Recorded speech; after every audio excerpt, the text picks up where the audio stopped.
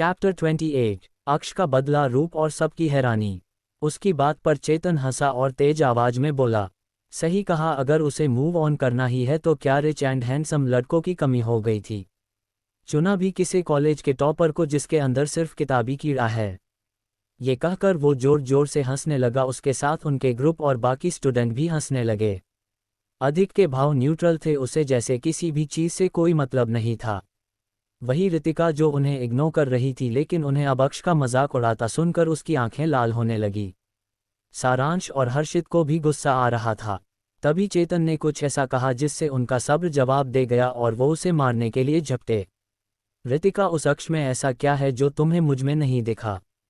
अगर अधिक से मूव ऑन करना ही था तो मेरे जैसे किसी के पास आती, उस अक्ष से ज्यादा तुम्हें खुश रख। उसकी चीख सुन के लान ग्रुप के मेंबर और बाकी स्टूडेंट ने हंसना बंद कर दिया और वो शौक से सामने का नज़ारा देखने लगे। अब आगे। उसके आगे के शब्द गले में ही घूट गए और एक किक सीधा उसके प्राइवेट एरिया पर लगी। चेतन की दर्द भरी आवाज पूरे कैंपस में गूंज गई। वो घुटनों के बल रितिका के सामने बैठ गया और अपने प्राइवेट पार्ट को पकड़े चीखने लगा। सारांश और हर्षित भी उसकी चीख सुनकर अपनी जगह रुक चुके थे। उनके चेहरे पर हैरानी और खुशी दोनों झलक रही थी। रितिका जो गुस्से से चेतन को घूर रही थी, उसकी हालत देखकर उसके होठों के कोने मुड़ गए। उसने अपने सामने दीवार की तरह खड़े शख्स को देखा जो कोई और नहीं, अक्ष ही था जिसने उसे लात मारी थी। उसे अपने लिए खड़ा देखकर रितिका का दिल गर्माहट से भर गया।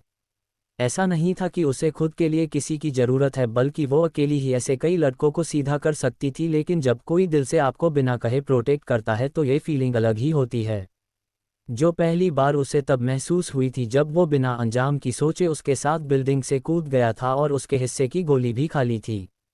चेतन का दर्द, उसकी चीखें और चेहरे के उड़े रंग से पता चल रहा था कि उसे कितनी जोर से लगी थी। सभी लड़कों ने डरकर अपने पैरों के बीच के हिस्सों को कवर कर लिया था, जैसे वो दर्द उन्हें भी फील हुआ हो। सबकी नज़रें सामने खड़े शख्स को खौफ से देख रही थी, जिसका चेहरा गुस्से से भयानक लग रहा था। आंखों से मोटे फ्रेम के चश्मे गायब थे, माथे पर बाल बिखरे हुए थे और वो दमदार ऑरा उसकी असाधारण पर्सनैलिटी को छुपा नहीं पा रहा था। ये वही था जो हमेशा शांत रहता था और अपने से मतलब रखने वाला। आज उसने किसी को मारा था। पूरा कॉलेज सन्नाटे में डूब चुका था। उसने चेतन के बालों को अपनी मुट्ठी में जकड़ा और अपनी खतरनाक आवाज में बोला, तुम्हारी हिम्मत कैसे हुई मेरी डॉल के सामने अपने इस गटर जैसे मुंह को खोलने की? क्या सोचते हो कि तुम मेरी रीत की तरफ गंदी नजरों से देखोगे और बच जाओगे? आखिरी शब्द कहते हुए वो गुस्से से चिल्लाया तो सभी लड़कियां डर से 2 कदम पीछे हट गई। वही बाकी सब भी डर से कांप गए। अक्ष का चेहरा डरावना लग रहा था। लाल सुर्ख आंखें, माथे और गर्दन की उभरी नसें उसे बहुत ही खतरनाक बना रही थी। चेतन इतना डर गया उसका ये रूप देखकर कि वो दर्द से चिल्लाना ही भूल गया। लान ग्रुप के मेंबर होश में आए और जल्दी से चेतन को उठाने जाने लगे, लेकिन अधिक ने उन्हें इशारे से रोक दिया। सब ने देखा कि अधिक कितने गुस्से में है, इसलिए उनमें से कोई आगे नहीं बढ़ा। वही रितिका धीरे धीरे कदम लेते हुए अक्ष के पास आए और उसके कंधे पर हाथ रखकर बोली, ऐसे लोगों के मुंह मत लगो जिनका खुद का कोई ईमान नहीं होता, और हर दिन लड़कियां ऐसे बदलते हैं जैसे कपड़े हो, फिर दिखाते ऐसे हैं जैसे वो मोस्ट वांटेड लड़के हैं, जबकि ऐसा गार्बेज वही लेता है जो खुद गार्बेज होता है।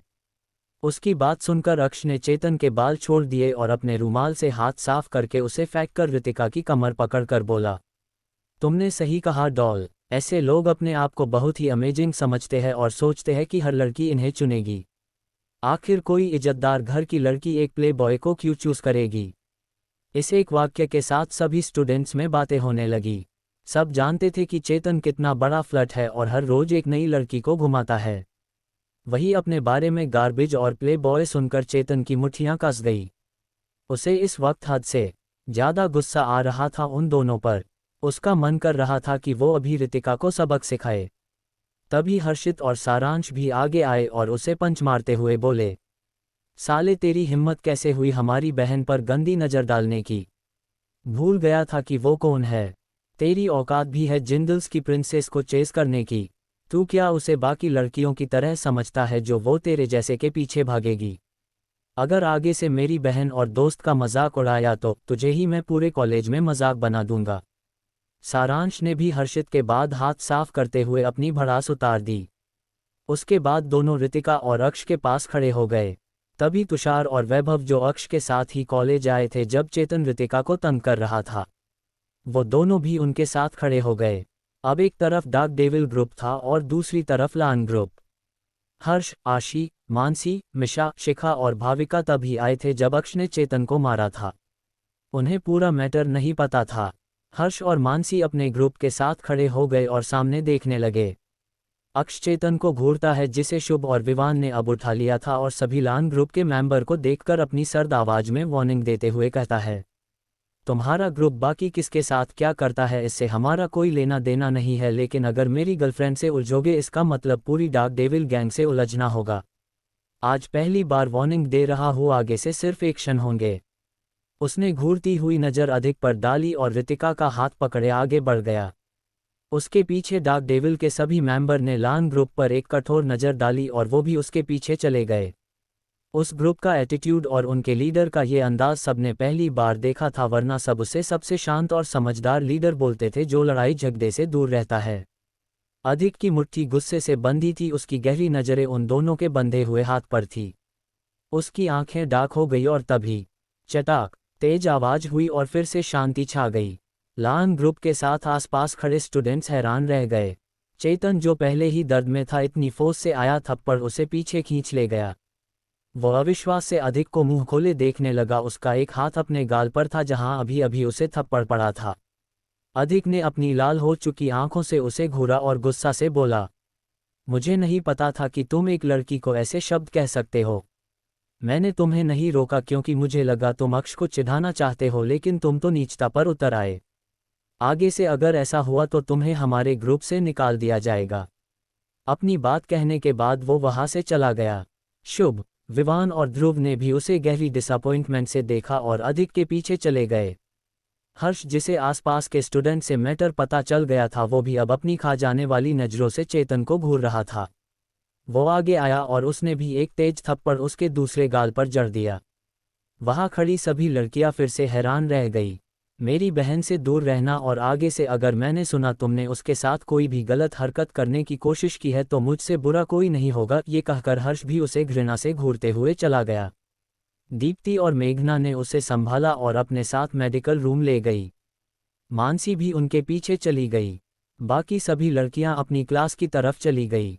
सुबह के हंगामे के बाद सभी क्लासेज शांति हुई। आशी भी शांत होकर पढ़ाई में ध्यान दे रही थी। ब्रेक के वक्त राध्या ने उदास होकर ऋतिका से कहा, यार आज मैं फिर से लेट हो गई, नहीं तो फिर से एक हाई ड्रामा देखने को मिलता। उसे देखकर ऋतिका ने ना में सिर हिलाया और सोचा, ये लड़की मेरे भाई को पता नहीं संभाल भी पाएगी या नहीं। हर वक्त बच्चों जैसी फालतू की बातें करवा लो, बस ये एक दो चीज़ के अलावा सब में दम है। रीत, तुम शांत क्यों हो? राध्या उसकी बाह पकड़कर उसे झुलाते हुए पूछती है। क्या तुम्हें भूख नहीं लगी है? ऋतिका ने बात बदल दी। हाँ, मुझे तो बहुत भूख लगी है, आज मैंने सुबह भी ब्रेकफास्ट अच्छे से नहीं किया था। चलो साथ में कुछ अच्छा खाते हैं, तब तुम मुझे सुबह का सारा सीन बताना। इस पर ऋतिका ने उसे खुद से अलग किया और उसे घूरते हुए बोली, इसके लिए हर्षित भाई को पकड़ो, मेरे पास और भी मैटर है। राध्या समझ गई कि अब उसकी दोस्त चिढ़ने लगी है तो उसने आगे कुछ नहीं कहा। कैंटीन में आकर वो दोनों उस टेबल पर आ गई जो डार्क डेविल के लिए रिजर्व रहता था। अभी वही दोनों आई थी। उसी वक्त लाइन ग्रुप भी अंदर आया। जैसे ही दीप्ति और मेघना की नज़र उस पर पड़ी तो उनकी आंखों के सामने सुबह का मंजर आ गया। उन्हें इस वक्त ऋतिका पर हद से ज़्यादा गुस्सा आ रहा था, लेकिन वो शांत थी। तभी डार्क डेविल ग्रुप के पांचों लड़के भी अंदर आ गए। उन्होंने लान ग्रुप को क्रॉस किया और अपनी टेबल पर आकर बैठ गए। जहां अक्ष ऋतिका के एक तरफ बैठ गया, वही सारांश दूसरी तरफ। हर्षित का ये देखकर मुंह बन गया, लेकिन उसने कुछ नहीं कहा। आज क्या खाओगी? अक्ष ने बिल्कुल एक केयरिंग बॉयफ्रेंड की तरह उससे पूछा। उसकी ये साइड देखकर उसके दोस्त हैरान हो गए, लेकिन ये बस कुछ सेकंड की ही थी क्योंकि उन्होंने ये कई बार देखा था, इसलिए आदत भी हो चुकी थी, लेकिन हर बार खुद को चौंकने से रोक नहीं पाते थे। ऋतिका ने अपने लिए डोसा ऑर्डर कर दिया तो अक्ष ने भी वही खुद के लिए मंगवाया। सारांश और हर्षित ने भी सेम ऑर्डर किया। राध्या तो तीनों लड़कों को देखकर चिढ़ गई और बोली, क्या ये कोई नया ट्रेंड है? जो मेरी प्यारी को पसंद वही मेरी पसंद। उसका कमेंट सुनकर तुषार और वैभव की हंसी छूट गई। ऋतिका भी हल्का सा मुस्कुरा उठी, जिससे उसके गालों में डिंपल उभर आए। अक्ष तो जैसे उसकी हंसी और उन डिंपल को देखकर खो ही गया था।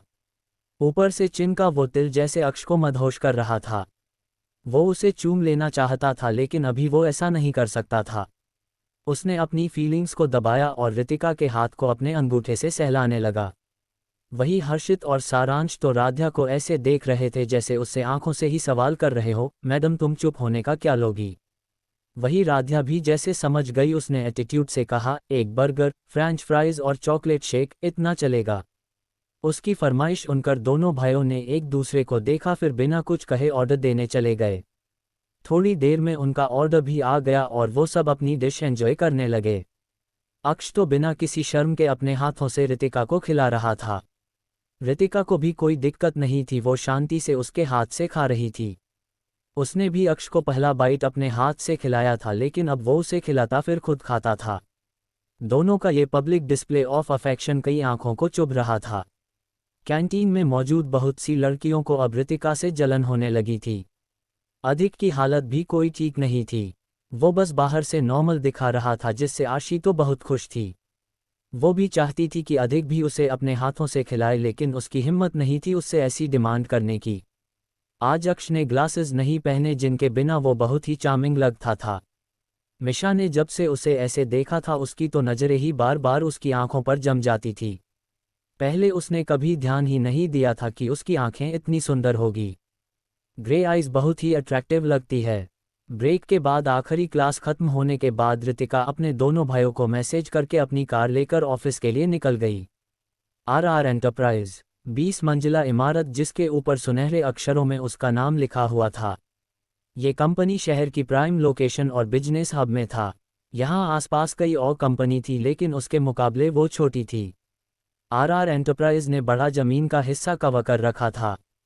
ये कंपनी एक मल्टीनेशनल कंपनी थी जिसका बिजनेस 2 से ज़्यादा फील्ड में टॉप 5 पर रूल कर रहा था। Hotel business, IT, cosmetic, investment, textile.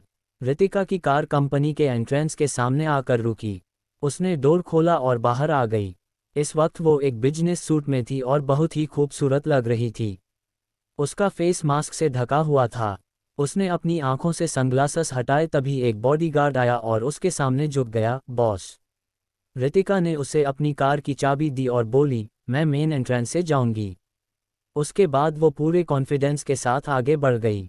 Bodyguard car को प्राइवेट पार्किंग एरिया में ले गया जहां सिर्फ ऑनर की और उसके असिस्टेंट की कार पार्क होती थी। मेन एंट्रेंस पर खड़े गार्ड्स ने जब सामने से आ रही लड़की को देखा तो वो तुरंत झुक गए और बोले, वेलकम बॉस। रितिका ने बस अपना सर हिलाया और अंदर चली गई। आर एंटरप्राइज अपनी एडवांस टेक्नोलॉजी और कॉस्मेटिक ब्रांड के लिए जानी जाती थी। नोवेल वाली रितिका ने मेडिकल पढ़ा था और उसने कॉस्मेटिक सर्जरी की भी अच्छी नॉलेज हासिल की थी, तभी उसे ये आइडिया आया था। बाकी फील्ड में उन्होंने अपने पैर फैला रखे थे। आर एंटरप्राइज की होटल्स, रिवाज रिजॉर्ट, होटल राहत और कई कैफे चेन पूरी इंडिया में फैली हुई थी।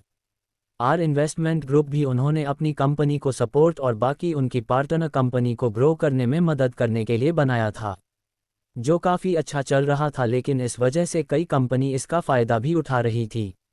रितिका ने कंपनी को देखा जो अजीब तरह से बिखरी हुई थी। रिसेप्शन पर गॉसिप हो रही थी, स्टाफ बातों में लगा था और हंसी की आवाज़ आ रही थी। ऐसा माहौल देखकर रितिका की आईब्रो सिकुड़ गई। तभी उसे एक जाना पहचाना चेहरा नजर आया जिसे स्टाफ के लोग घेरे खड़े थे। उसने सुना कि एक स्टाफ क्या कह रहा था, सीईओ निशा बहुत टैलेंटेड है, उन्होंने इतनी कम उम्र में आर एंटरप्राइज एस्टेब्लिश कर दी, अब तो वो जल्द ही एम्पायर ग्रुप के साथ काम करने वाली है। सीईओ। रितिका ये शब्द सुनकर दंग रह गई। निशा और भाविका को सबक सिखाना। रितिका ने कंपनी को देखा जो अजीब तरह से बिखरी हुई थी।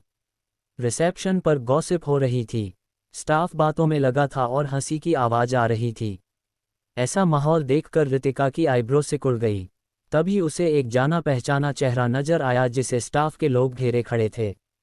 उसने सुना कि एक स्टाफ क्या कह रहा था, सीईओ निशा बहुत टैलेंटेड है, उन्होंने इतनी कम उम्र में आर एंटरप्राइज एस्टेब्लिश कर दी, अब तो वो जल्द ही एम्पायर ग्रुप के साथ काम करने वाली है। सीईओ। रितिका ये शब्द सुनकर दंग रह गई। अब आगे उसका ध्यान उस लड़की पर था जो दूसरी लड़की जिसे अभी किसी ने सीईओ निशा कहकर पुकारा था उसके पास खड़ी थी। इतना तो मुझे पता है कि टॉप 5 में आने के लिए वर्मा कंपनी ने प्रेजेंटेशन चोरी का इल्जाम लगाया था, तो क्या इसमें इस भाविका का भी कोई हाथ था? खुद से सवाल करते हुए वो आगे बढ़ने लगी। उसके कॉन्फिडेंट पर्सनैलिटी और कोल्ड ऑरा ने सबका ध्यान अपनी तरफ खींच लिया। रिसेप्शन एरिया के बाद वहाँ फाइनेंस डिपार्टमेंट और एचआर डिपार्टमेंट बीच में खाली स्पेस था, जहाँ 4 लिफ्ट थी। 2 एम्प्लॉयर्स के यूज़ के लिए और 2 प्राइवेट थी, जिनमें से एक कंपनी के सीईओ और उसके असिस्टेंट की और दूसरी उनके क्लाइंट्स एंड बिजनेस पार्टनर्स के लिए। रितिका की जानती नज़रें सबको घूर रही थी। बाकी लोग तो उसकी ब्यूटी देखकर दंग थी। सभी लड़के बिना पलके झपकाए उसी दिशा में देख रहे थे जहां से रितिका गुजर रही थी।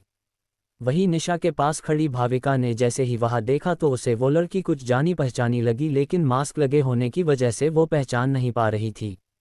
लेकिन निशा ने जब सभी स्टाफ का अटेंशन खुद से हटते देखा तो उसे उस लड़की से जलन होने लगी।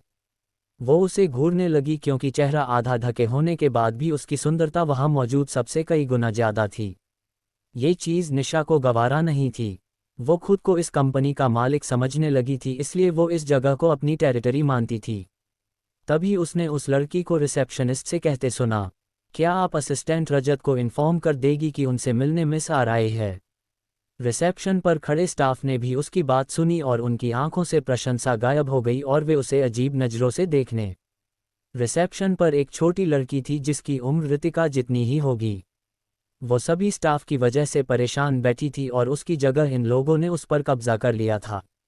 रितिका के सवाल पर वो आगे आए और प्रोफेशनली पूछा, मिस क्या आपके पास अपॉइंटमेंट है? नहीं, आप उन्हें इन्फॉर्म कर दो और जो मैंने कहा वही सेम उन्हें बताए। लड़की ने सर हिलाया और असिस्टेंट रजत को कॉल करने लगी। असिस्टेंट से मिलने की क्या ज़रूरत है जब इस कंपनी की सीईओ ही यहाँ है? इनसे मिलो और बताओ क्या काम है तुम्हें? निशा की चापलूसी कर रही एक लड़की ने तेज आवाज में कहा। निशा और भाविका भी अब तक रिसेप्शन एरिया की तरफ आ चुके थे। रितिका ने उस लड़की को घूरा और अपनी सर्द आवाज में पूछा, कौन है यहाँ की सीईओ? उसके सवाल पूछने पर निशा घमंड से अपना सर ऊपर करके सामने आए और बोली, मैं हूँ इस कंपनी की मालकिन, बताओ क्या काम है तुम्हें मेरे असिस्टेंट से? उसका जवाब सुनकर रितिका ने उसे नीचे से ऊपर देखा और स्मिर्क के साथ कहा, सच में? लेकिन तुम किसी कंपनी की सीईओ तो नहीं लगती, बल्कि मुझे तो तुम बार डांसर दिख रही हो। उसके शब्दों ने निशा के चेहरे का रंग ही उड़ा दिया। वही रिसेप्शन खड़ी लड़की की हंसी निकल गई। उसके साथ बाकी स्टाफ जो वहां मन लगाकर काम करते थे और निशा के द्वारा परेशान किए गए थे, उन्हें तो उसकी बेइज्जती होता देख अच्छा लग रहा था। निशा ने बहुत ही रिवीलिंग कपड़े पहने हुए थे। इतनी शॉर्ट रेड ड्रेस जिसमें मुश्किल से उसके थाई छुप रहे थे और चेस्ट का ऊपर का हिस्सा साफ देखा जा सकता था। ऑफिस में इतना बोल्ड लुक कौन करके आ सकता है, लेकिन वो खुद को कई महीनों से यहाँ की मालकिन बता रही थी और इस अफवाह के बावजूद कोई एक्शन नहीं लिया गया तो सबको लगने लगा कि ये कोई अमीर बाप की बिगड़ैल बेटी होगी जिसे ये कंपनी बस खेलने के लिए दे दी गई है। निशा ने देखा सब उस पर हंस रहे हैं तो उसने गुस्से से चिल्लाते हुए कहा, यू तुम्हारी इतनी हिम्मत कि मेरी टेरिटरी में खड़े होकर मुझे ही इंसल्ट करो? सिक्योरिटी सिक्योरिटी, वो तेज आवाज में चिल्लाने लगी। वही भाविका शांत खड़ी रितिका को पहचानने की कोशिश कर रही थी, लेकिन वो उसका चेहरा अच्छे से देख नहीं पा रही थी। रितिका तो आराम से खड़ी अपने सामने खड़ी उस बेशर्म लड़की का ड्रामा देख रही थी जो कितनी ज़्यादा कॉन्फिडेंट लग रही थी, जैसे उसका झूठ कभी सामने ही नहीं आएगा। तभी सिक्योरिटी गार्ड्स की टीम भी आ गई। उन्हें देखकर निशा रितिका की तरफ उंगली करके चिल्लाते हुए बोली, पकड़ लो इस लड़की को और धक्के मारकर कंपनी से बाहर निकालो। लेकिन निकालने से पहले इसकी अच्छे से खातिरदारी होनी चाहिए। गार्ड्स ने सर हिलाया और तुरंत रितिका को घेर लिया। 2 गार्ड्स उसे पकड़ने आने लगे। तभी उसने अपनी सर्द आवाज में कहा, तुम लोग आरआर के गार्ड्स नहीं हो? उसकी बात सुनकर वो गार्ड्स अपनी जगह रुक गए और निशा को देखने लगे। वही ये बात सुनकर तो निशा भी घबरा गई और उसकी नज़र भाविका पर चली गई। लेकिन अगले ही पल अपनी घबराहट को छुपाते हुए गुस्से से बोली, बातें बनाना बंद करो। गार्ड्स इसे पकड़ो और सबके सामने इसे 10 थप्पड़ मारो, तब इसे समझ आएगा कि औकात से ज़्यादा बोलना कितना खतरनाक हो सकता है। रितिका की पैनी नज़र निशा के एक्सप्रेशन पर ही थी और उसने उसे घबराकर भाविका को देखते हुए देख लिया था। इसका मतलब मेरा शक सही था, ये भाविका का ही दिमाग है इस निशा को सीईओ बनाकर लाना। आखिर ये करना क्या चाहते हैं?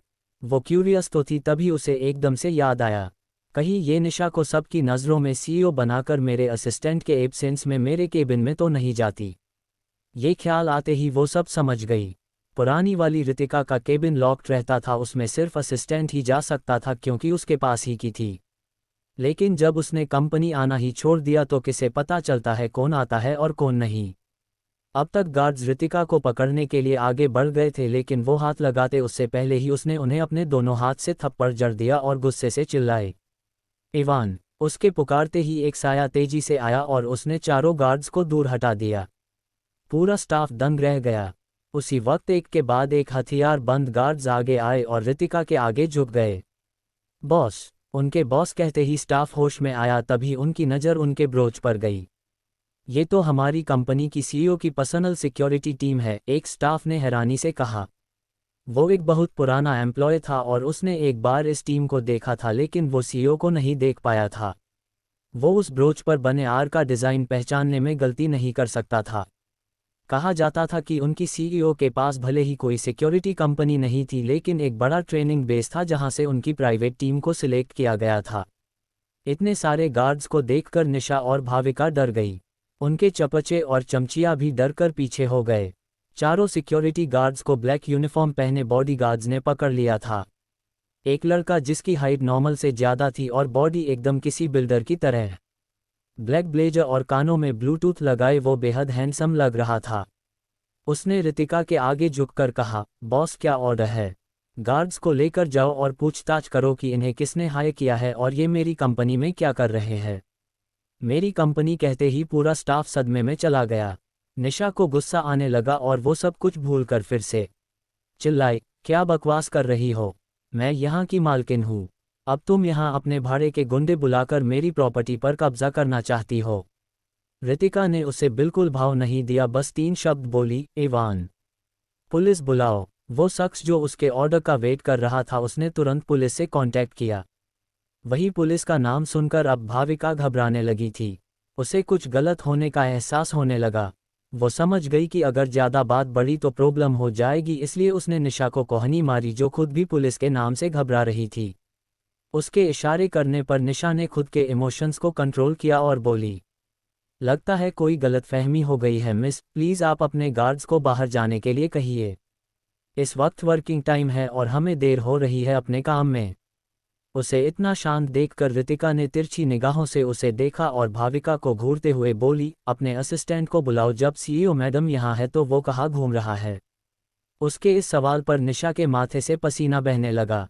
उसे समझ नहीं आ रहा था कि अब इन सब से कैसे बचे। तभी भाविका निशा से बोली, ये तुम्हारा प्रोफेशनल मैटर है, मैं चलती हूँ, बहुत लेट हो चुका है। अपनी बात कहकर बिना निशा का जवाब सुने वो वहाँ से जाने लगी। रुको, तुम कहाँ चली? रितिका उसे इतनी आसानी से जाने नहीं देने वाली थी। उसने अपने 2 गार्ड्स को देखा और बोली, इसे और इसकी दोस्त की कुछ खातिरदारी करो जब तक पुलिस आ जाएगी। दोनों बॉडीगार्ड्स को जैसे ही ऑर्डर मिला वो फुर्ती से दोनों लड़कियों के आमने आ गए। एक ने निशा के गालों पर थप्पड़ों की बौछार कर दी और दूसरा भाविका को मारने लगा। आह! निशा और भाविका की चीख पूरे फ्लो पर गूंजने लगी। जो स्टाफ उनकी चापलूसी करता था वो डर गया और बाकी का स्टाफ जिसे परेशान किया गया था वो उन दोनों लड़कियों का हाल देखकर बहुत खुश थे। सबसे ज़्यादा खुशी रिसेप्शन पर बैठने वाली लड़की को हो रही थी जिसे सबसे ज़्यादा bully किया गया था। उसी वक्त लिफ्ट का दरवाज़ा खुला और असिस्टेंट रजत बाहर आया। उसे देखकर निशा, जिसका गाल सूज गया था, हिम्मत करके चिल्लाई, असिस्टेंट रजत, मुझे बचाओ। रजत, जिसे एक बॉडीगार्ड ने सब कुछ बता दिया था, वो भागता हुआ अपना सारा काम छोड़कर आया था। अपना नाम सुनकर उसने घिन और गुस्से से निशा को देखा और रितिका के सामने सर झुका लिया। वो कुछ नहीं बोला। उसके एक्सप्रेशन साफ कह रहे थे कि वो बहुत गिल्टी फील कर रहा है। उसे बॉडीगार्ड ने सब कुछ एक्सप्लेन कर दिया था कि यहाँ क्या हो रहा था। उसे पता ही नहीं चला कि निशा, जो उसकी सेक्रेटरी थी, वो खुद को इस कंपनी की मालकिन बताते लगेगी।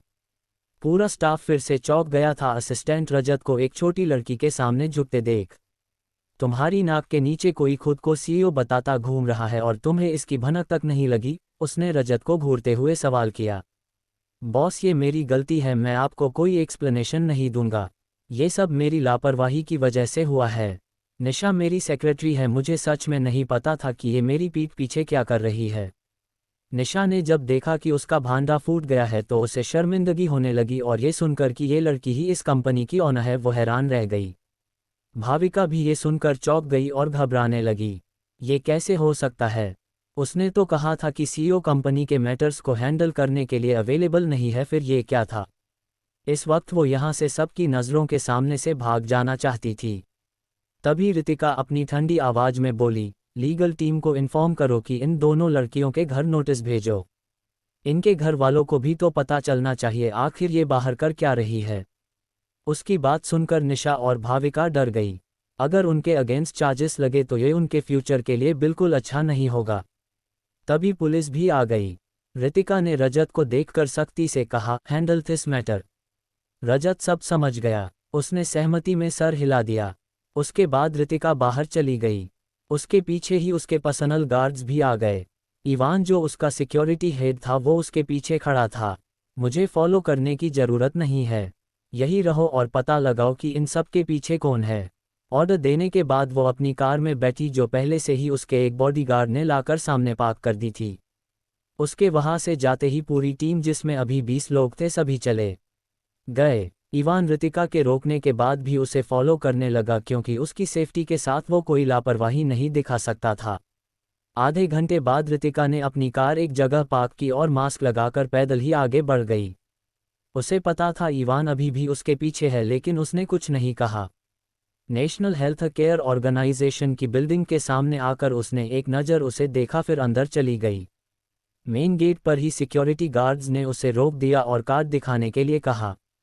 रितिका ने उन्हें इनविटेशन कार्ड दिखाया जो डायरेक्टर सुभाष ने उसे ईमेल के साथ भेजा था।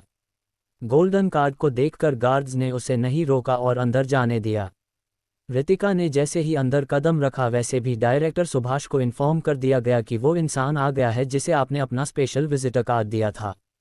डायरेक्टर सुभाष इस वक्त बाकी सबके साथ मीटिंग रूम में ही थे। सब टाइम से पहले आ गए थे और डॉक्टर रीत के आने का इंतजार कर रहे थे। जैसे ही उन्होंने सुना कि डॉक्टर रीत अंदर आ चुकी है सब एक्साइटेड हो गए। सबसे ज़्यादा प्रोफेसर सुदर्शन खुश और उत्साहित लग रहे थे। तभी डायरेक्टर का असिस्टेंट आगे आया और उसने लैपटॉप पर एक सीसीटीवी फुटेज खोल दी जिसमें कोई और नहीं रितिका सबको नजर आ रही थी। ये तो एक छोटी बच्ची लग रही है, डॉक्टर विशेष ने हैरान होकर कहा। बाकी डॉक्टर भी डायरेक्टर सुभाष के पीछे खड़े हो गए और वीडियो देखने लगे। डॉक्टर विशेष की बात पर प्रोफेसर सुदर्शन चिढ़कर बोले, तो क्या तुम उसे बुरा समझ रहे थे? उनकी बात सुनकर डॉक्टर विशेष ने उन्हें हैरानी से देखा और सोचा, ये बुरा आदमी तो ऐसे प्रोटेक्टिव हो रहा है जैसे ये इसकी खुद की पोती हो। उन्होंने अपना सर झटका और स्क्रीन को देखने लगे। रितिका ने इस वक्त वाइट शर्ट और नीचे फॉर्मल पैंट पहना हुआ था। उसने अपना ब्लेजर कार में ही छोड़ दिया था। उसकी कॉन्फिडेंट वॉक और कोल्ड एक्सप्रेशन उसकी पर्सनैलिटी को स्ट्रॉन्ग और पावरफुल दिखा रहे थे। डायरेक्टर सुभाष के पीछे खड़े उनके असिस्टेंट जीवन ने कहा, सर ये लड़की तो डॉक्टर से ज़्यादा मुझे एक फाइटर वाली फीलिंग दे रही है। बाकी सब भी उसकी बात से सहमत दिख रहे थे, लेकिन किसी ने प्रोफेसर सुदर्शन की आंखों के एक्सप्रेशन नहीं देखे। उनकी चमक देखने लायक थी, उन्हें ऐसा लग रहा था जैसे उन्होंने असली का कोहिनूर ढूंढ लिया है। डायरेक्टर सुभाष, अब समय आ गया है हमारे प्लेन को अंजाम देने का। उनकी बात पर डायरेक्टर ने सर हिलाया और जीवन को इशारा कर दिया। वो सर हाँ में हिलाकर वहां से चला गया। वही लॉबी में रितिका उस फ्लोर कर आ चुकी थी जहां डायरेक्टर का केबिन और मीटिंग रूम था। साथ ही ये सेक्शन वीवीआईपी पेशेंट्स के लिए भी था। वो लिफ्ट से निकलकर आगे बढ़ गई। उसके साथ एक हॉस्पिटल स्टाफ था जो उसे गाइड कर रहा था। एक वार्ड से गुजरते हुए उसने घबराहट से चिल्लाने की आवाज़ सुनी, डॉक्टर मेरे दादाजी को क्या हो रहा है? आपने तो कहा था सर्जरी सक्सेसफुल रही है, फिर उन्हें इतनी तकलीफ क्यों हो रही है? उसके बाद डॉक्टर की आवाज़ आई, सर मैंने पहले ही कहा था कि एक सर्जरी से कुछ नहीं होने वाला है। आपके दादाजी को कई बीमारियां हैं, ऊपर से उनकी एज भी ज़्यादा है। हमने ट्यूमर निकाल दिया था लेकिन लगता है कि जगह दूसरी जगह भी फैल गया है। तो आप वेट क्या कर रहे हो, मेरे दादाजी को बचाओ। सॉरी सर लेकिन ये सर्जरी अब मेरे हाथ में नहीं है। आप डॉक्टर विशेष से भी कंसल्ट कर लीजिए, लेकिन मेरा अगर इनकी दोबारा सर्जरी भी हुई तो हम इन्हें शायद बचा ना लाए। रितिका उस वार्ड के बाहर खड़ी सब सुन रही थी। उसे पीछे ना आते देख स्टाफ भी रुक गया लेकिन उसने कुछ नहीं पूछा। तभी रितिका वार्ड के अंदर गई और उसने डॉक्टर से पूछा, क्या मैं एक बार इन्हें चेक कर सकती हूँ? किसी छोटी लड़की को ऐसे ही बिना परमिशन के किसी प्राइवेट वार्ड में अंदर गुस्सा आता देख वो लड़का जो अपने दादाजी की हेल्थ के लिए परेशान था उसे गुस्सा आने लगा। डॉक्टर को भी रितिका की बात अच्छी नहीं लगी। उसने बेरुखी से कहा, बच्ची ये कोई पार्क नहीं है जहां तुम घूम सकती हो और मेरे पेशेंट को परेशान मत करो, बाहर जाओ यहाँ से। उसकी रुड टोन से रितिका को कोई फर्क नहीं पड़ा। उसने उन्हें नज़रअंदाज किया और बेड पर लेटे बुजुर्ग के पास आकर उनकी नब्ज महसूस करने लगी। हे दूर रहो मेरे दादाजी को, अगर उन्हें कुछ हुआ ना तो मैं तुम्हें छोड़ूंगा नहीं, लड़का चिल्लाया और रितिका को पकड़ने के लिए आगे आया, पर तभी कुछ ऐसा हुआ कि उसके कदम अपने आप सदमे से वहीं थम गए। रितिका ने बचाई जान और अक्ष का आना। रितिका उस वार्ड के बाहर खड़ी सब सुन रही थी। उसे पीछे ना आते देख स्टाफ भी रुक गया, लेकिन उसने कुछ नहीं पूछा। तभी रितिका वार्ड के अंदर गई और उसने डॉक्टर से पूछा, क्या मैं एक बार इन्हें चेक कर सकती हूँ? किसी छोटी लड़की को ऐसे ही बिना परमिशन के किसी प्राइवेट वार्ड में अंदर गुस्सा आता देख वो लड़का जो अपने दादाजी की हेल्थ के लिए परेशान था उसे गुस्सा आने लगा। डॉक्टर को भी रितिका की बात अच्छी नहीं लगी। उसने बेरुखी से कहा, बच्ची ये कोई पार्क नहीं है जहां तुम घूम सकती हो और मेरे पेशेंट को परेशान मत करो, बाहर जाओ यहाँ से। उसकी रुड टोन से रितिका को कोई फर्क नहीं पड़ा। उसने उन्हें नज़रअंदाज किया और बेड पर लेटे बुजुर्ग के पास आकर उनकी नब्ज महसूस करने लगी। हे दूर रहो मेरे दादाजी से, अगर उन्हें कुछ हुआ ना तो मैं तुम्हें छोड़ूंगा नहीं, लड़का चिल्लाया और रितिका को पकड़ने के लिए आगे आया, पर तभी कुछ ऐसा हुआ कि उसके कदम अपने आप सदमे से वहीं थम गए। अब आगे बेड पर लेटे उसके दादाजी गहरी गहरी सांसें ले रहे थे, जैसे वो एक एक सांस के लिए संघर्ष कर रहे हो। मशीन से भी तेज आवाज आने लगी थी, उनकी हार्ट बीट रुकने लगी थी। ये देखकर वो लड़का डर गया और रितिका के बारे में भूलकर डॉक्टर से चिल्लाकर बोला, मेरे दादाजी को चेक करो, आखिर उन्हें क्या हो रहा है। डॉक्टर भी जल्दी से होश में आकर पेशेंट के पास जाता है और उन्हें चेक करने लगता है, लेकिन उसे कुछ समझ नहीं आता कि आखिर हो क्या रहा है। वही मीटिंग रूम से ये नज़ारा देख रहे सभी डॉक्टर परेशान हो जाते हैं। डॉक्टर विशेष डायरेक्टर से परेशान होकर कहते हैं, सर डॉक्टर रीत को तो आगे वाले वार्ड में जाना था, लेकिन ये तो मिस्टर ओल्ड अग्रवाल के वार्ड में चली गई। उनकी हालत बहुत क्रिटिकल है और बचने के चांसेस भी सिर्फ 10% है। अगर इन्होंने कुछ भी किया तो सारा दोष इनके ऊपर आ सकता है और फिर इनका मेडिकल करियर शुरू होने से पहले ही खत्म हो जाएगा। बाकी सबको भी उनकी बात सही लगती है। डायरेक्टर कहते हैं, ठीक है चलो, हमें डॉक्टर रीत को रोकना ही होगा और मिस्टर ओल्ड अग्रवाल को भी बचाना होगा, नहीं तो बहुत प्रॉब्लम हो जाएगी। उसके बाद सभी उस वार्ड की तरफ भागे। वही वीवीआईपी वार्ड में रितिका की आंखें अभी भी बंद थी और वो उनकी नब्ज को रीड कर रही थी। जैसे ही डॉक्टर ने कहा कि अब मेरे हाथ में कुछ नहीं है, उद्धरण चिन्ह, वैसे ही रितिका ने अपनी आंखें खोली और गंभीर आवाज में बोली, सर्जरी करने के बाद भी आपको ये पता नहीं चला कि पेशेंट को इंटरनल इंजरी हुई है और उनके सीने में अक्सर दर्द रहता है। उसकी बात सुनकर डॉक्टर तो गुस्सा हो गया और बोला, मिस आप मुझे बताने वाली कौन होती है? देखिए ये एक क्रिटिकल केस है और आप इस तरह एक्टिंग कर रही है जैसे उनकी पल्स रीड करके आपको सब पता चल गया हो। अपनी एक्टिंग कहीं और दिखाओ और निकलो यहाँ से, नहीं तो तुम्हारी बकवास की वजह से मेरे पेशेंट को कुछ हुआ तो तुम्हारे लिए अच्छा नहीं होगा।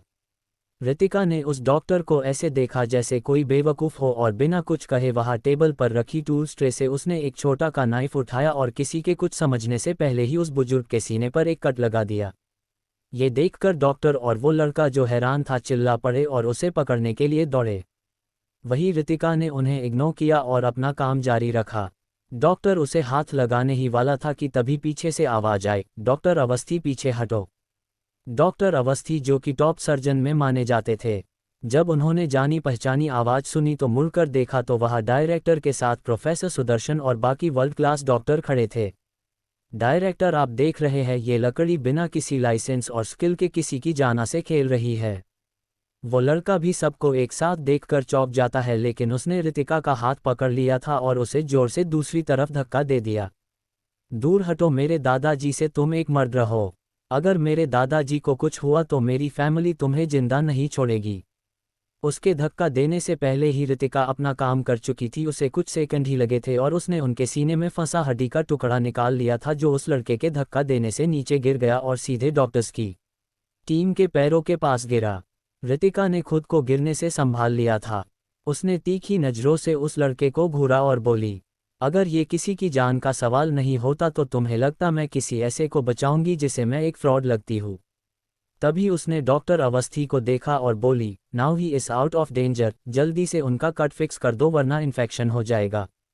डॉक्टर और लड़के ने जब उसकी बात सुनी तभी उनकी नज़र उस कट पर गई जो बहुत ही छोटा था, बिल्कुल आधी उंगली जितना। वहां से बिल्कुल भी खून नहीं निकला था, इतनी अच्छी तरह से कट लगाया गया था। लड़के की नज़र मॉनिटर पर गई जहां अब सब कुछ नॉर्मल बता रहा था। तभी उसने देखा कि एक हड्डी का छोटा सा टुकड़ा खून से सना वहां फर्श पर गिरा है, जो कि उसके धक्का देने से ही नीचे गिर गया था। ये क्या है? उसने चौंक कर पूछा। डॉक्टर अवस्थी ने देखा था कि इस लड़की ने उनकी चेस्ट से यही टुकड़ा निकाला था। ये हड्डी है जो तुम्हारे दादाजी की छाती में फंस चुकी थी। इंटरनल इंजरी तो ठीक हो गई थी लेकिन ये हड्डी छुपी रह गई थी, जिसकी वजह से उन्हें सांस लेने में दिक्कत होती थी। इसी वजह से उनकी बॉडी ढंग से फंक्शन भी नहीं कर रही थी। लगातार स्ट्रेस और दर्द से हार्ट रुकने से मौत हो जाती या सांस ना आने पर। रितिका ने उसे उनकी कंडीशन एक्सप्लेन की और अपने हाथ को साफ करके वहां से निकल गई। दरवाजे पर ही उसने कई सारे वाइट कोट पहने डॉक्टर को देखा जिनके साथ दो बूढ़े आदमी खड़े थे। सबकी आंखें ऐसे चमक रही थी जैसे उन्हें कोई खजाना मिल गया हो। पहले तो उसकी स्किल्स देखकर सब सदमे में थे लेकिन फिर खुश हो गए। बच्ची, मैं हूँ तुम्हारा दादाजी प्रोफेसर एंड डॉक्टर सुदर्शन, लेकिन तुम मुझे दादाजी ही बुलाना। उनकी बेशर्मी देखकर बाकी डॉक्टर और डायरेक्टर दंग रह गए। वही हैरान तो रितिका भी हुई, लेकिन उनका नाम सुनकर उसे याद आया कि ये तो मेडिकल फील्ड में अपने समय के जीनियस सर्जन रह चुके हैं। हेलो प्रोफेसर, रितिका ने हल्का सा झुककर उन्हें ग्रीट किया, लेकिन प्रोफेसर सुदर्शन को ये अच्छा नहीं लगा। क्या मैंने नहीं कहा कि तुम मुझे पोती कहो? जिस पर रितिका ने उन्हें घूरा और बोली, मेरे पास ऑलरेडी मेरे दादाजी है। उसका ये जवाब सुनकर तो डायरेक्टर सुभाष और बाकी डॉक्टर हंस पड़े। उन्हें हंसते देख प्रोफेसर ने सबको अपनी तीखी नज़रों से देखा तो उन्होंने अपना मुंह हाथों से बंद कर लिया और अपनी हंसी को दबा लिया। फिर वो रितिका को देखकर बोले, जिद्दी बच्ची, ठीक है अगर तुम मुझे अपना दादाजी नहीं मानती, लेकिन तुम आज से मेरी ही पोती हो जिसे मैं अपनी लेगेसी सौंपूंगा। तुम बहुत ब्रिलियंट हो, बिल्कुल मेरी पोती बनने लायक। रितिका समझ गई थी कि ये प्रोफेसर बहुत जिद्दी है, इसलिए उसने आगे बहस नहीं की। तभी डायरेक्टर सुभाष आगे आए और बोले, डॉक्टर रीड, मैं इस ऑर्गेनाइजेशन का डायरेक्टर हूँ, सुभाष सिन्हा। हेलो डायरेक्टर, आपने ही मुझे यहाँ आने का इनविटेशन भेजा था। हाँ डॉक्टर रीड, चलिए हम मीटिंग रूम में बैठकर बात करते हैं। उन्होंने उसे रास्ता बताया। फिर वो सभी रितिका के साथ जाने लगे। तभी पीछे से उसी लड़के की आवाज़ आई, मैम क्या आप थोड़ा रुकेगी? रितिका के कदम रुक गए। उसके साथ बाकी डॉक्टर्स, डायरेक्टर और प्रोफेसर भी ठहर गए। वो लड़का दौड़ते हुए आगे आया और रितिका के सामने आकर बोला, सॉरी डॉक्टर, मैंने आपको कोई फ्रॉड समझा और आपसे इतनी बदतमीजी से बात की, फिर भी आपने मेरे दादाजी की जान बताई। मैं आपका जितना भी शुक्रिया करूं वो कम है।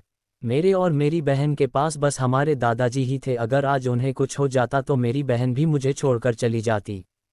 इट्स ओके, तुम्हारा ऐसे रिएक्ट करना सही था, लेकिन हाँ मैं कोई एक्सपीरियंस डॉक्टर नहीं हूँ। मैंने वो किया क्योंकि मुझे भरोसा था कि मैं उन्हें बचा सकती हूँ। मेरे पास वक्त नहीं था, नहीं तो यहाँ और भी टॉप डॉक्टर्स हैं, वो आपके दादाजी को बचा ही लेते। ये सुनकर कि वो कोई एक्सपीरियंस डॉक्टर नहीं है, लड़का पहले तो शॉक हुआ, लेकिन उसकी स्किल्स याद करते ही वो बोला, डॉक्टर मैं आपका ये एहसान कभी नहीं भूलूंगा, लेकिन क्या आप मेरे ऊपर एक और एहसान कर सकती हो? क्या? रितिका कंफ्यूज हो गई। तभी उस लड़के ने डॉक्टर विशेष को देखा और उन्हें इशारा किया। वो समझ गए और रितिका से बोले, डॉक्टर रीड, दरअसल इनकी बहन एक मानसिक रोगी है। वो आधे महीने कोमा में रहती है और आधे महीने होश में आ जाती है। हमें उसकी स्टेट का और बीमारी का कुछ पता नहीं चल रहा है, तो मिस्टर आरव चाहते हैं कि एक बार आप उनकी बहन को भी चेक करके। रितिका इतने कॉम्प्लिकेटेड सिम्टम्स के बारे में जानकर हैरान हो जाती है। वो उस लड़के जिसका नाम डॉक्टर ने आरव बताया था उससे पूछती है, क्या ये सब किसी बड़े इंसिडेंट के बाद हुआ था?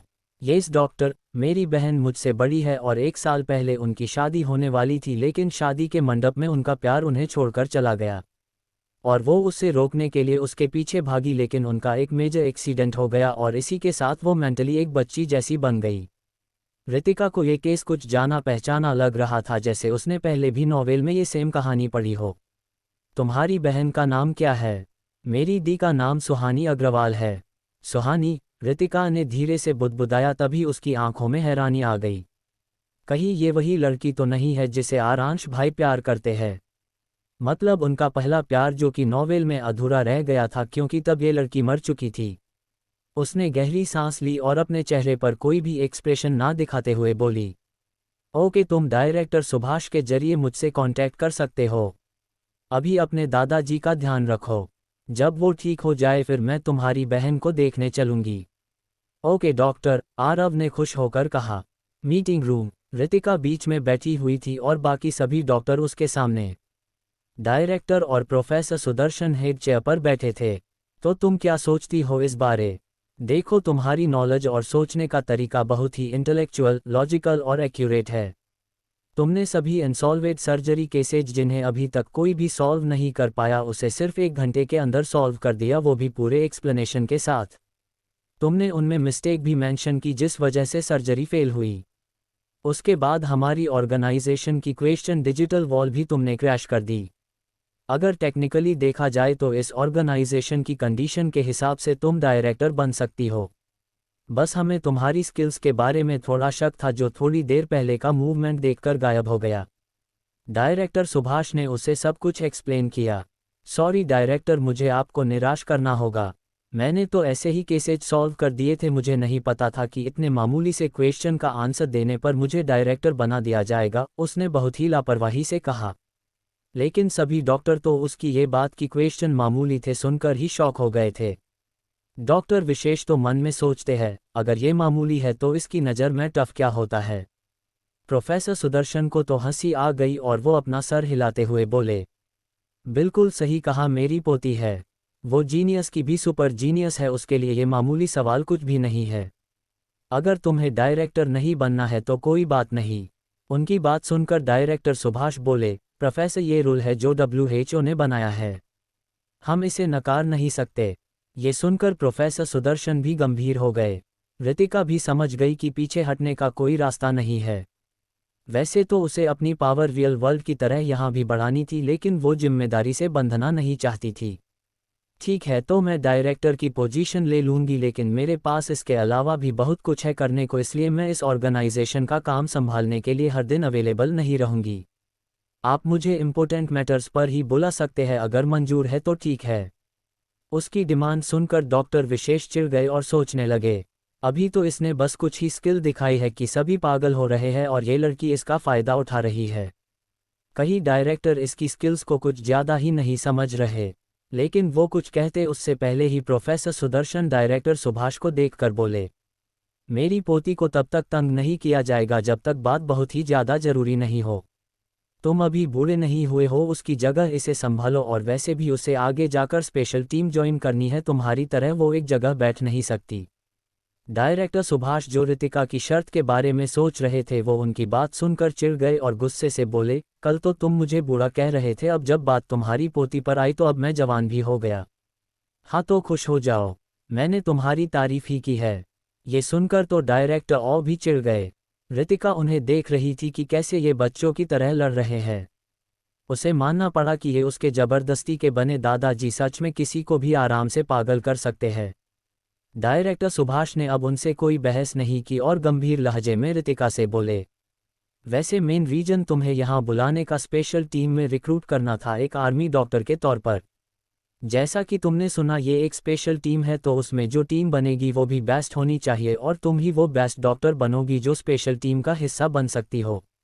रितिका ने इस बारे में नहीं सोचा था कि वो उसे एक साथ 2 ऑफर देंगे। क्या इन लोगों को उसका टेस्ट नहीं लेना चाहिए था? क्या उस पेशेंट की जान बचाकर ही इन्हें मुझ पर इतना ट्रस्ट हो गया? डॉक्टर रीत, तो आपने क्या सोचा है? डायरेक्टर ने फिर से सवाल किया तो इस पर वो बोली, मैं इसका जवाब आपको सोचने के बाद दूंगी। मुझे पता नहीं था कि यहाँ आकर मुझे इतने बड़े ऑफर मिलेंगे। अब मैंने आपकी एक बात को मान ली है, दूसरी के लिए मुझे थोड़ा सोचना होगा। उसका जवाब सुनकर सभी डॉक्टर एक दूसरे को अजीब नज़रों से देखने लगे। वो यही सोच रहे थे कि इसने बात मानी है कि उनके डायरेक्टर ने। ठीक है डॉक्टर रीत, हम आपके जवाब का इंतजार करेंगे, डायरेक्टर ने कहा और उसे बाहर तक छोड़ने आए। उनके साथ प्रोफेसर सुदर्शन भी चले गए। मीटिंग रूम में अब डॉक्टर विशेष और उनके साथी डॉक्टर रह गए थे। एक डॉक्टर चिढ़कर बोला, माना इस लड़की में कुछ स्किल्स है लेकिन इतनी जल्दी उसे स्पेशल टीम के लिए सिलेक्ट करने का क्यों सोच लिया? जबकि इस टीम में यंगस्टर में सबसे बेस्ट को जाना था और इसके लिए तो डॉक्टर अहाना को पहले ही सिलेक्ट कर लिया गया था ना। फाइनल सिलेक्शन नहीं हुआ है इसलिए ऐसी बातें करना बंद करो, डॉक्टर विशेष ने उस डॉक्टर को घूरते हुए कहा और वहां से चले गए। माना उन्हें डॉक्टर रीत का एटीट्यूड थोड़ा ज़्यादा लगा लेकिन वो ये भी झूठला नहीं सकते कि उसकी स्किल्स और हेल्थ एनालाइज करने के टैलेंट को डॉक्टर अहाना क्या वो खुद ऐसा नहीं कर सकते। वही बाहर आने के बाद रितिका ने उन्हें ज़बरदस्ती अंदर भेजा और खुद बाहर आकर अपनी कार की तरफ बढ़ने लगी लेकिन जब वो वहां पहुंची तो उसने एक जाने पहचाने शख्स को खड़ा पाया। अक्ष। उसके पुकारते ही अक्ष घुमा और रितिका को देखकर उसके पास आया और उसे अपने गले से लगाकर बोला, मैंने जब तुम्हारी कार यहाँ खड़ी देखी और तुम नहीं मिली तो मुझे बहुत घबराहट होने लगी थी। कहाँ थी तुम? ये एरिया तो गवर्नमेंट के अंदर आते हैं, यहाँ कोई ऐसे ही नहीं घूम सकता। अब क्या जवाब देगी रितिका? क्या अक्ष जान जाएगा उसका ये राज?